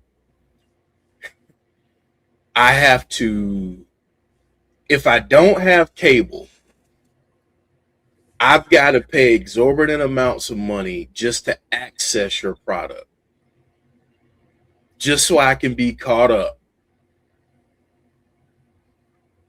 Then in order for me to see your pay-per-views, I have to get a special subscription on a platform that doesn't really work as great as it should. At least not for wrestling. It works well for other sports, but I don't know. Something's off there. Long story short, I think that exodus has already begun. I unfortunately think that while they boast record profit margins, I feel like when we start turning on the TV, if you still consider to watch it, there are going to be a lot of parallels and a lot of jokes made by people saying, hey, I remember when y'all were clowning AEW, but look at y'all now. Y'all got like 5,000 people in the crowd and y'all can't fill up the arena. Where y'all at now? So, I don't know, man. This is a sell for me. I definitely think they're going to drive people away. But honestly, I think it's going to be before the end of the year. I'll be honest with you guys. I don't even watch SmackDown anymore. I've gotten to the point where I can't afford it.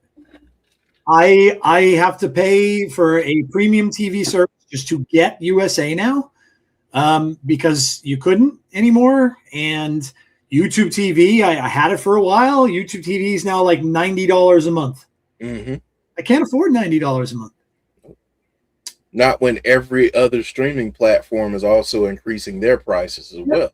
Yep. Sling TV I even had. I had the blue and orange package, and even that's gone up now to $70.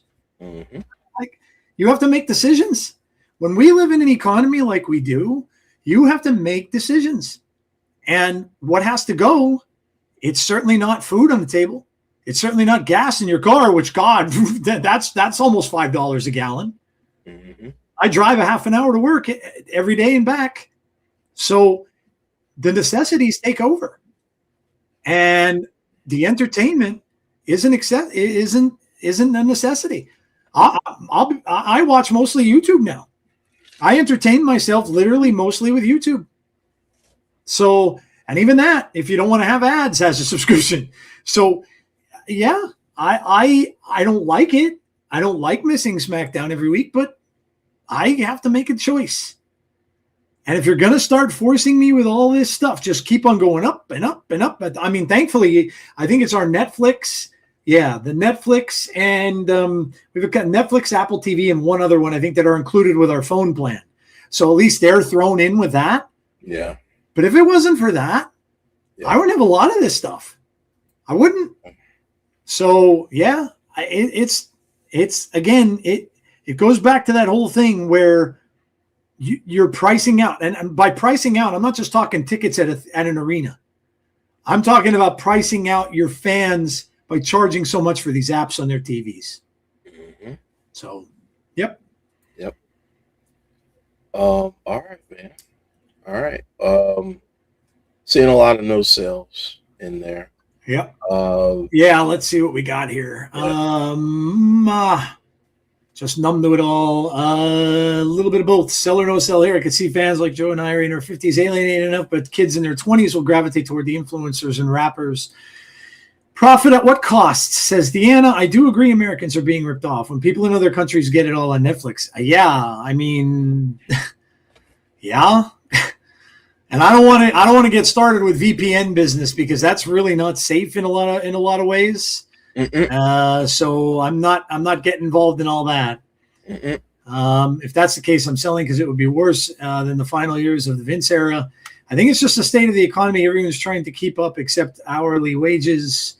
The Pred Catchers videos on YouTube are hilarious though. But yeah, look, it's just I keep wanting to look for bright spots. But here's a bright spot. There are some weeks that I don't get to watch SmackDown. Thank God for C Wrestling. Yeah, that's very true. Because you know what? Shout out to C. Because I watch his videos. And because I watch YouTube, I watch his videos and the wrap-ups, and he does a great job on those. Absolutely. So I get to go and see exactly, the things you might have missed videos. So if you are in a position like I am and you miss out on the show for whatever reason, you can't afford it because you don't see it, whatever, go check out C's videos because they're really good. And a lot of people just, that's how they catch up. But thankfully for that, because there's been many times when I got my news from C's video. So shout out to C. So I purposely didn't get it. There is C, by the way. Speak of him and he shall appear. I purposely didn't get angry with the Wide 6 release. It was my birthday and I wasn't letting WWE get me down, but it's genuinely making me question my fandom. But then you say those things. Just being honest, man. See, now you're like the YouTube guru, man. It's been a thing. It's so funny, like that. I used to, when I go over my mom's house and my stepfather was there, I used to see my stepfather like on his couch in the living room, and all he'd be watching is YouTube. And now I'm turning into that. So it's like I've become like a YouTube junkie. I literally watch like guys that do gaming stuff. I started watching Jacksepticeye all the time now because he makes me freaking laugh. I think it's hilarious. So I'm like the YouTube guy now. But I get all my entertainment from YouTube. So yep. And that's right. Happy belated birthday, C. Yeah, happy. Yeah. You know what? Hold on. You're climbing up the pole. See, you're starting to climb up the pole towards where I am. We still got a big ass head start on. We do. Yeah, we do.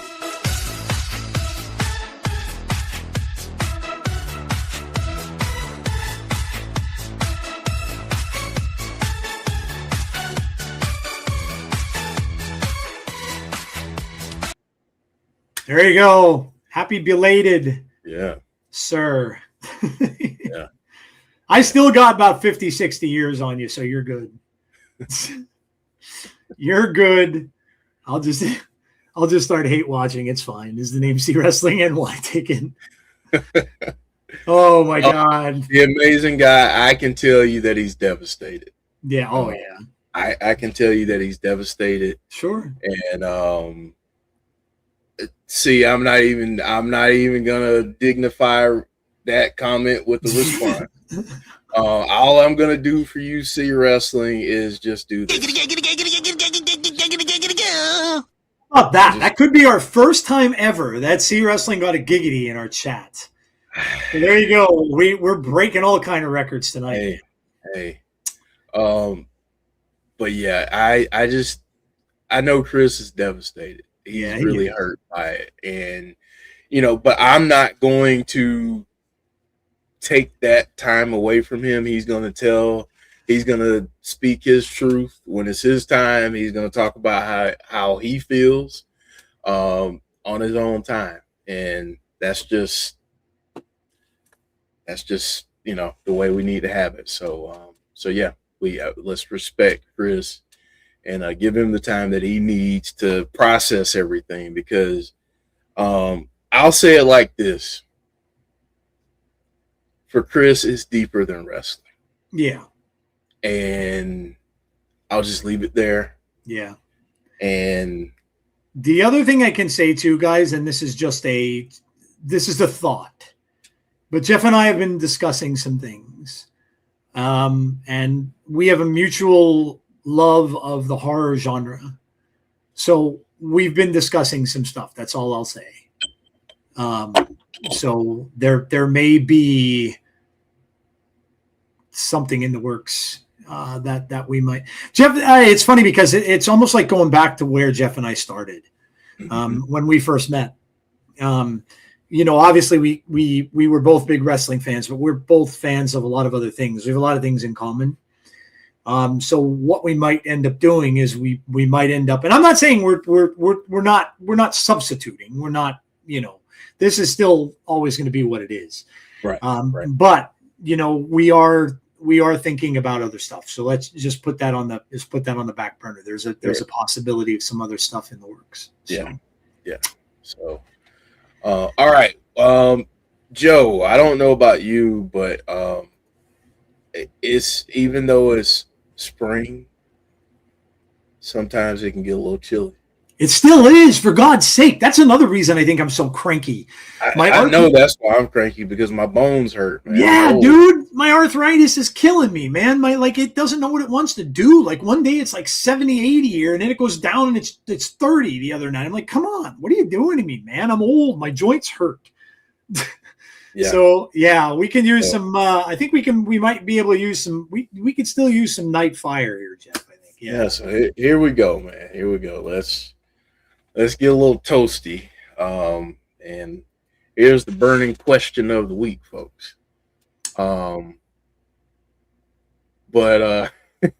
Heather, you're gonna hear me rant too. It's not just Jeff this time. It's the both of us now. Yeah. Usually I'm a lot more subdued. Not tonight. So enjoy. Yeah, have fun. Enjoy. All right.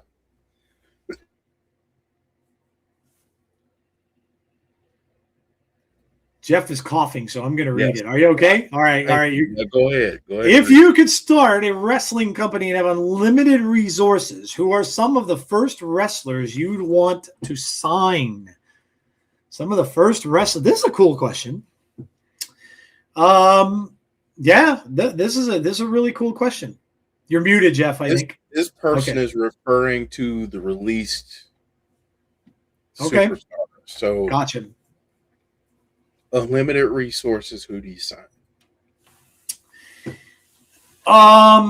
Let's see. My obvious answer, just because I'm such a fan of the group, but the obvious answer is going to be the Y6. But I just because I want to see them back, and I just want to see them doing the Bray work. But I would say Kairi Sane. Kairi Sane's extremely talented.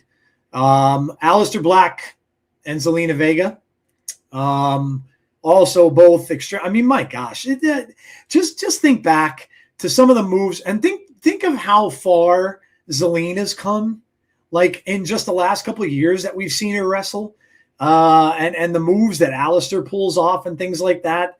But yeah, I think Kairi for sure. Motor City Machine Guns. I mean, my gosh, the stuff that we saw from Motor City Machine Guns in TNA alone, when we first started doing the watch-alongs for them. I mean, they could go and reinvigorate anyone's tag team division, anyone's.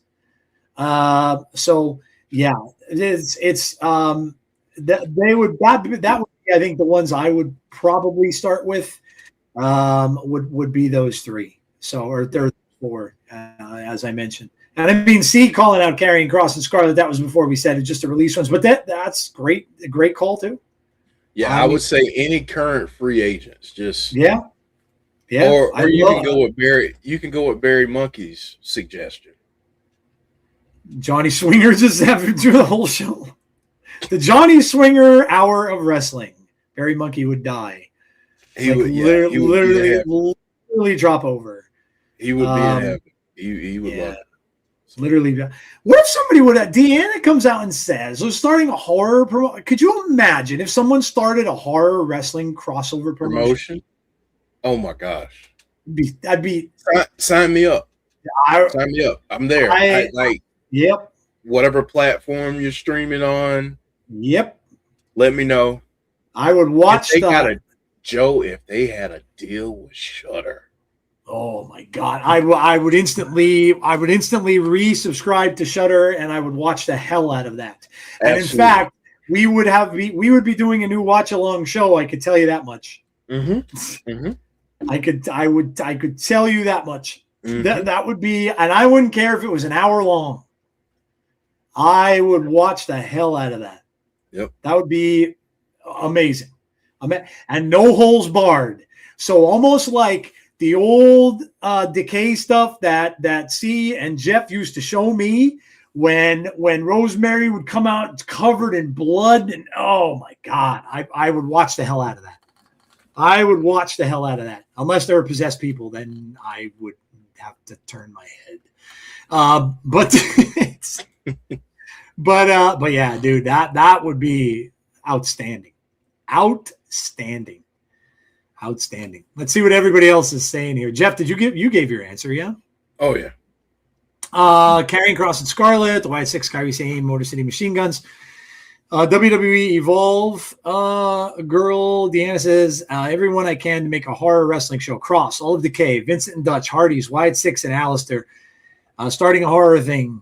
I would start off small by signing people like Alistair Black, Selena, Andre Chase, Apollo Cruz, Motor City Machine Guns, Kyrie.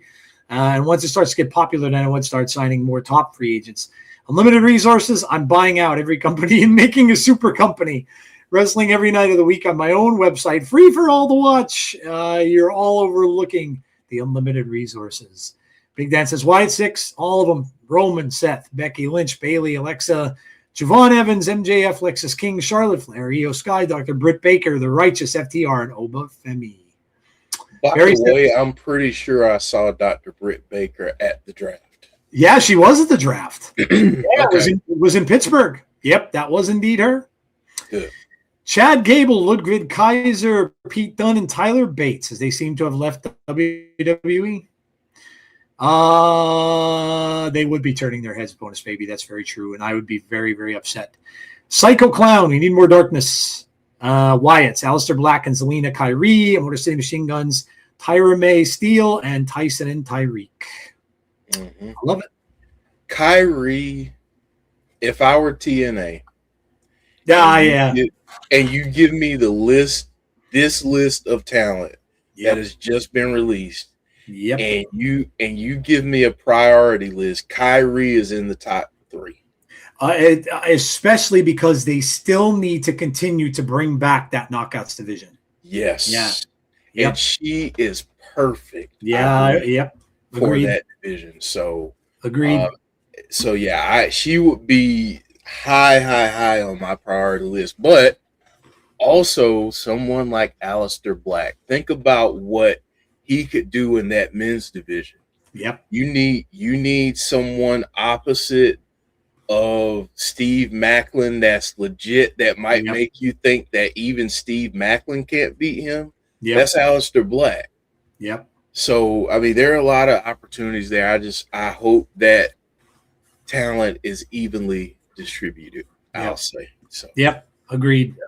Yeah. Agreed. And like Jeff said, I mean, we're going to have a bit of a wait. There's, it's like Jeff said, was saying, that's going to be what? Not Slamversary, yeah? Probably Bound for Glory. Or Bound for Glory, yeah, because that's more in the fall. Yeah. Yeah. So, yeah. Yeah. But, that's... So, for this week, Joe, because I know we have a lot of fan favorites, Yeah. in this recently released group. Yeah. I want to do something a little bit different with the favorite moments. So 3, 2, 1. Top 3 favorite moments of anyone off of the list of folks that have been released on since Friday. I'll put the list back up. Unfortunately, we are at a point where there are so many names that you have to put a list up. It's ridiculous. But here are the names. So we want 3 moments, 3 things, favorite things, and it can be from the same person or persons or group, or it can be one from 3 different people. However you want to do it, but we want to do 3 moments. What do you think about that, Joe? Yeah, sounds good. All right, I like it. So here we go. Let's play the stinger for favorite moments. All right, let's go.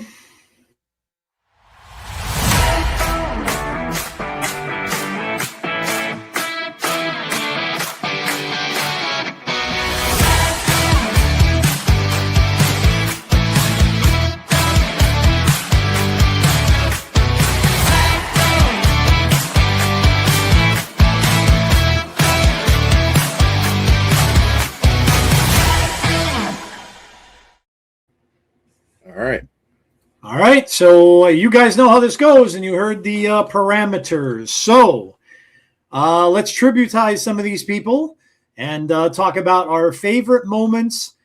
Pick any of the ones that you'd like and that stand out to you. And let's hear them. 3, 2, 1. So Jeff, what's your number 3, man? All right, man. My number 3. I'm gonna go back to the start of the Motor City Machine Guns time in WWE. Obviously, with us being huge TNA fans and doing a watch along over the years, seeing them get that opportunity on a bigger stage was awesome. Seeing them win the titles so quickly, even better. So yeah, that's my number 3. Yep. Yeah, we agree here because I was going to go with Motor City as well. Look, you cannot deny that Motor City Machine Guns reinvigorated the tag team division in WWE. And like Jeff was saying, like how many weeks in a row on a Friday would we see these big tag team bouts or these big tag team battles that they would be having, which included at the time the Wyatt Six. And they were just finding things to do with a lot of these people, obviously with Ciampa and Gargano and all these other teams that they were having. And some of them were amazing. It was making SmackDown fun for me to watch because it reminded me of the old times. So yeah, look, we love Motor City Machine Guns when they were in TNA. And seeing them debut in WWE was absolutely outstanding because I knew that when they got there, the tag team division was going to be looked at because there's no way you could bring those guys in and not improve your tag team wrestling. And they certainly did. So that was my number 3 also. So Good one. All right, let's see what we've got. We'll go to number 3s. We have Alexa Bliss Gamer saying Uncle Howdy trying to recruit Alexa Bliss in early 2023. Howdy blowing out the candle on Bray's birthday. Oh, my God. What a moment. Yeah, what a moment. Black and Priest ambulance match. Yeah, that's a great call. That was an awesome match. So much fun. Let's see. Number 3, the debut of Motor City Machine Guns in WWE, says Dylan. Kyrie returning in Saudi 2023, joining Damage Control. Yeah, bet you a lot of people probably forgot about that. The NXT call-ups were necessary, though. Chris Sabin was one of my faves in TNA. Motor City Machine Guns debuting in WWE. And again, Andrew Stevens, Motor City Machine Guns debut in WWE and winning tag team gold right away. So a lot of people agreeing with the Motor City Machine Guns at number 3. Nice. Very cool. All right. Very cool. All right, let's go to number 2s. Number 2, and I apologize for the ESPN all good in the background, but Number 2 for me, man, seeing Apollo Crews come back from injury. I don't know how many people knew how severe of an injury Apollo Crews had and why he was out so long, but seeing him come back and showing up in AAA recently was really, really good to see. He's a guy that, I mean, a former intercontinental champion, a former U.S. title champ. I mean, think about it. This guy has held several championships, but he's someone that is so underutilized that you forget about those championships.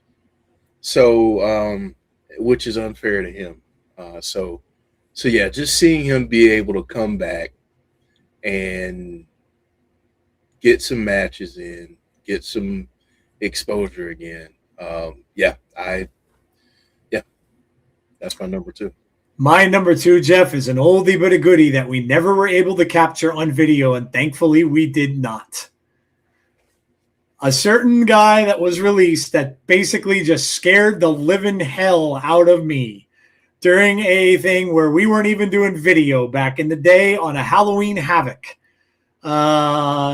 When he was, and I'm talking about Dexter Lumis, when he was coming down to the ring with a whole bunch of women that were contorting down to the ring, and I almost died. I literally thought I was going to pass out. And you guys can go back and listen to the audio of that. Thank God there was no video at the time.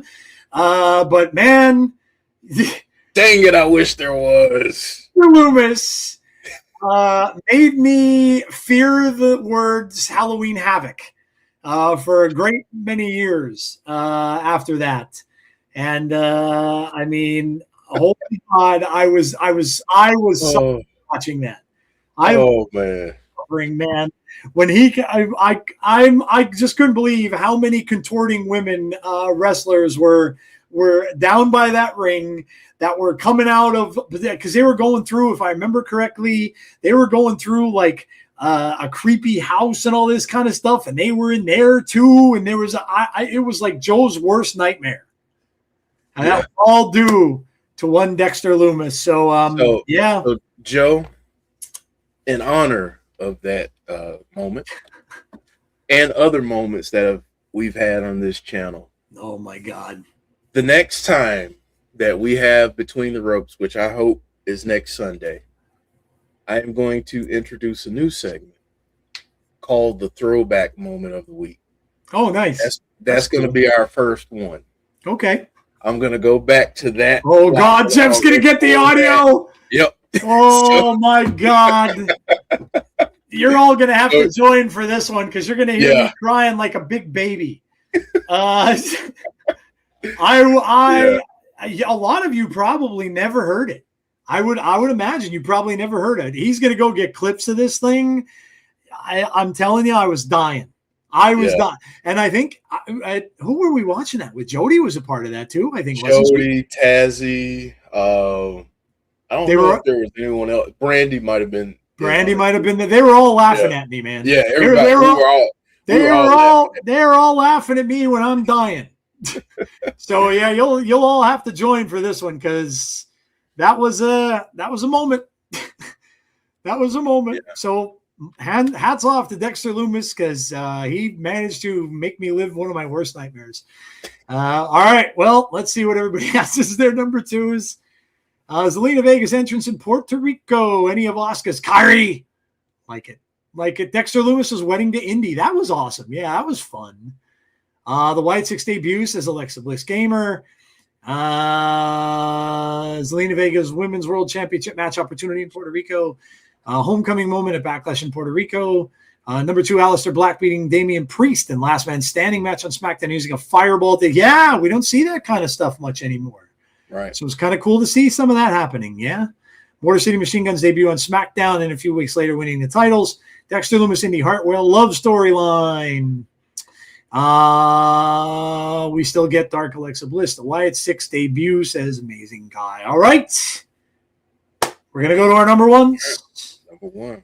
So number ones. Your Number top one. moment. Sorry, Joe. No, go ahead. I was just going to say your top moment Yeah. of any one of these people that were released. Yep. So, C Wrestling said it. And it was the moment where we got the Wyatt 6 blowing out the candle on Bray's birthday. Yep. That moment for me, I mean, I will be honest with you. Did I cry? Yes. Yeah. Because grief is such a difficult thing, but it's also something that all of us at some point, unfortunately, understand. Yep. And you do the very best you can to keep the memories of those you've lost alive. But sometimes it gets hard and it gets dark. And, you start holding on to little moments and little memories and different things. So seeing them come out there and do that, absolutely touching moment, something that we could all feel because it was real. So yeah, that's my number one. I even get a little choked up thinking about it now, but yeah, that's my number one because I know what that meant. And I know how impactful that moment can be, not only for the fans. This has nothing to do with the fans, but everything for Bo Dallas, Taylor, his Bray's brother, being able to come out there with a group and characters and the world that his brother envisioned seeing come to fruition. Yep. And there it was. So, yeah. Yep. Yeah, absolutely. Great moment. Look, the finding out about the group starting at the end of the Netflix thing was just overjoying to me. And then that moment. Yeah. I mean, look, I've never had in my entire life, I've never gotten a tattoo, and I got this because of it. So I, will forever have a part of Bray with me. And I made that decision consciously because of the fact that, of what he meant to me. Yeah. And it was just amazing when we found out at the end of the Netflix thing that they were doing this and how everybody was elated about it. And then, the blowing out of the candle thing, if you didn't get choked up over that, you've got a hard heart because it was just absolutely amazing. And the debut, who can forget the debut, man? It was a slaughter. Man. It was an absolute slaughter. And honestly, the way that they set the tone. Yeah. It was like, oh my gosh, if they do this consistently. Yep. Well, then that was the last time we got it. That was the last time we saw it. So, I mean, they basically just killed everyone in Gorilla, including including Chad Gable. Chad Gable, yeah. Yeah, I mean, that was amazingly done. But yeah, it was awesome. It was awesome. So, yep, that was my number one as well. Yep. All right, let's see. Number one, debut of the Wyatt 6, the whole Nightbird campaign. That song still runs through my head. Oh man, chilling that song is. It still runs through. I have it on my iPhone. I downloaded it. And it still it gives me the creeps sometimes when I hear it. Wyatt 6 debut, says Damien. Wyatt 6 debut, says C. Alexa and Nikki winning the tag titles at WrestleMania 36. That was awesome. My number one is the debut of the Wyatt 6. Enough said, says Brandon. Andrew Stevens, Wyatt 6 debut. Bonus Baby says number one, Zelina Vega's flip flop throwing phase with the Chenkla's holster on her gear. The Italy crowd singing to the Wyatts, says Deanna. Howdy confronting Alexa. That was Paris, and that was great. The end credits at the end of the documentary. The Bo and Rowan tapes, and then it felt downhill from there. They needed Alexa, and it never happened. I might be the only person to think this, but I really enjoyed the Nikki Cross, almost a superhero character. That's okay. It was fun. That was a fun character that she did. I just put this in the chat, but I said I loved it in the beginning, but after a while, it just got a little too camp. It did, yeah. For me, so it kind of made fun of it, a little bit, and made it kind of silly. Yeah. I agree. Big Dan says the White Six. After we lost our friend Wyndham, we were shattered, but here came the White Six to keep his legacy alive, and that's why their release hurt so much, because it was like losing him again. Yeah. Yep.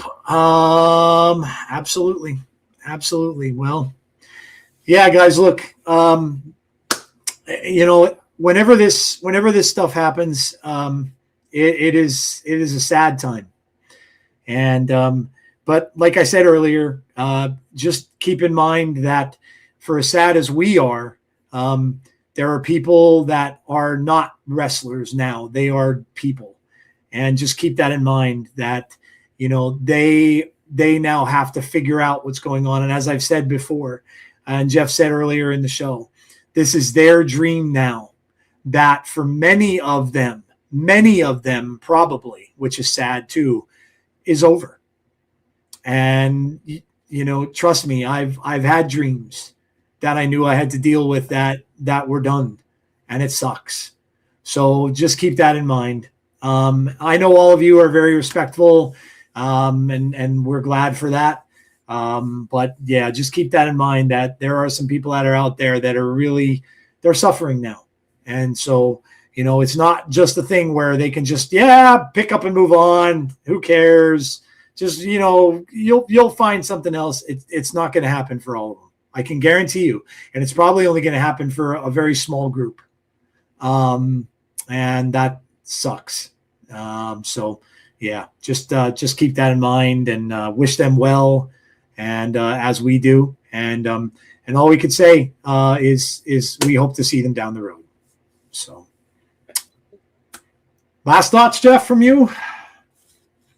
Man, I mean, you captured it really well there. I just want to add that we're thinking about them all. We're rooting for them, and regardless of where they end up, what they decide to do, we thank you. We thank you for putting your bodies on the line to entertain us, for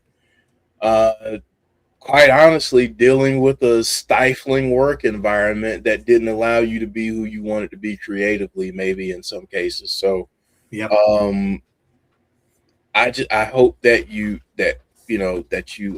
all have an opportunity to do what it is that you love, and wherever that is, I'm pretty sure you're gonna bring some fans along with you. So that's no doubt. That's it, man.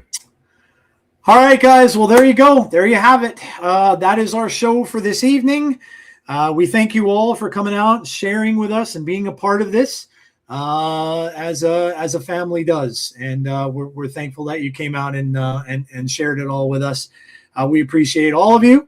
And make sure that you join us for what's coming up next. And again, we'll get out word to you. Obviously, like Jeff said earlier, as far as Fireflies go, Chris has to process a good amount of stuff. And so we will let you know about that and the future of that as soon as we can, as soon as we get, things figured out. Other than that, we'll have our TNA Wrestling Watch Along next on Thursday at 8:30 p.m. Eastern Standard Time. So make sure you join myself and Jeff for that. And then, of course, we will be right back here next Sunday night at 7:30 p.m. Eastern Time. And you're going to get to hear me squirm. Not many times that you can do that, but you'll get to hear some audio of Joe dying. So make sure that you join us next week for Between the Ropes. And hopefully we will see you all in those next ones. Make sure to subscribe. Make sure to like the video before you go. And also hit that notification bell to be notified about when we have future content. Celtics destroyed the 76ers. So I'm a happy camper with that. So there you go. All right, guys. We will talk to you all soon. Please stay safe. Be kind to one another. Hey, always. Joe, Yep. before we go,